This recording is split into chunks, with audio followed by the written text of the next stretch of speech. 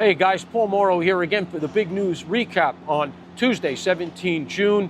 Here we go. First of all, big story has got to remain the shooting war going on right now between Iran and Israel. People asking me, should we worry about the home front, sleeper cells, Hezbollah? My answer to that is you shouldn't worry about it. Is it a possibility? It's always a possibility. But right now, I would argue that Iran has much bigger problems than lashing out at some sort of petulant attack here in America that's not going to change the calculus and is only going to fire up Donald Trump and force his hand even further. So no, I don't believe so, especially when you consider that when Iran conducts external ops, it's through Hezbollah, it's Lebanese proxy, it's fellow Shia proxy.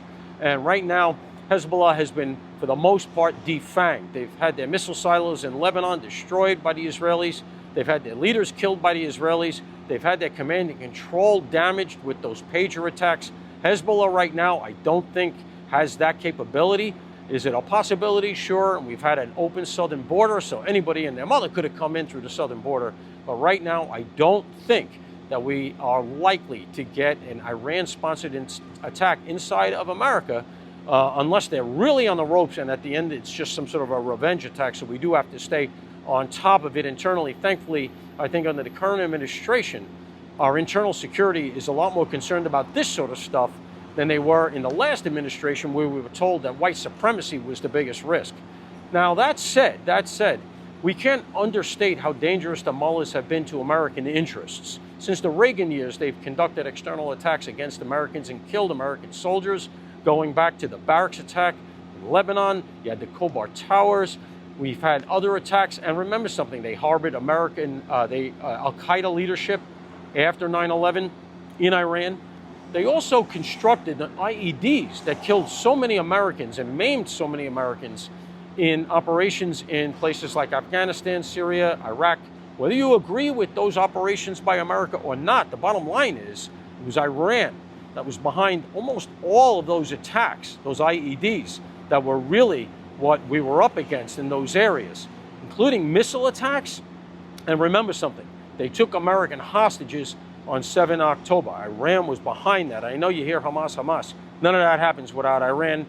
Iran with a nuclear weapon is a major problem for America. So while the right is split on how involved to get, and I don't want to see American boots on the ground there either, I do think we're at an historical inflection point here. The mullahs should go. All right, let's move on to another aspect of it, which is China. Notice, China has been quite quiet about all of this. Here's why I assess that, and you're not hearing that elsewhere. Of all the nations from which China imports oil, Iran is the largest. All right, and that said, right now Israel is destroying the oil refineries in and around Tehran, and in Iran they have total air supremacy. You're seeing where China is. You're probably saying, Donald Trump, do whatever you got to do, but end this and leave the oil refineries in some kind of shape so we can go back to buying oil. Because right now oil is spiking. And if Iran's oil industry is completely taken out by Israeli planes, well, then China's going to have to go to the Saudis and other American allies to get oil. And the price is only going to go up. If you're sitting where China is, this is a disaster for their already teetering economy. Let's move on.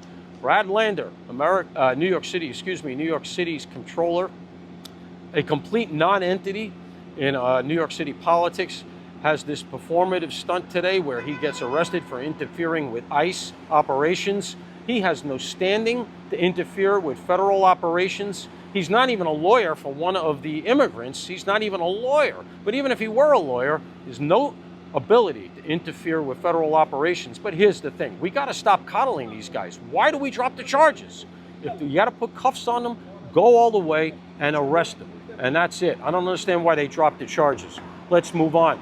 Karen Reed case looks like it's going to probably come down tomorrow morning. That is Wednesday morning. What I'm hearing is that an acquittal on the top two charges, and they may hang on the bottom charge. Right now, the bottom charge seems to be the only thing in play, and that is for leaving the scene of a fatal car accident while intox. So that's still a felony, and it's not a small charge. I think right now the prosecution would take that charge. And lastly, DHS announces zero migrants released back into America after having been apprehended at the border in May. We were told by the Biden administration, the border could not be secured outright. It just shows you how it could have been done. We didn't need a new policy. We didn't need a new agency. We needed a new president. It is undeniable. And Alejandro Mayorkas, and he's the only one I say this about, should be looked at for charges, because what he did with 12 million unvetted migrants coming through our southern border is treasonous. That's the guy that they should be looking at in DOJ and Congress right now. Paul Mauro for the Ops Desk. See you tomorrow. Hopefully everybody stays safe. Interesting times.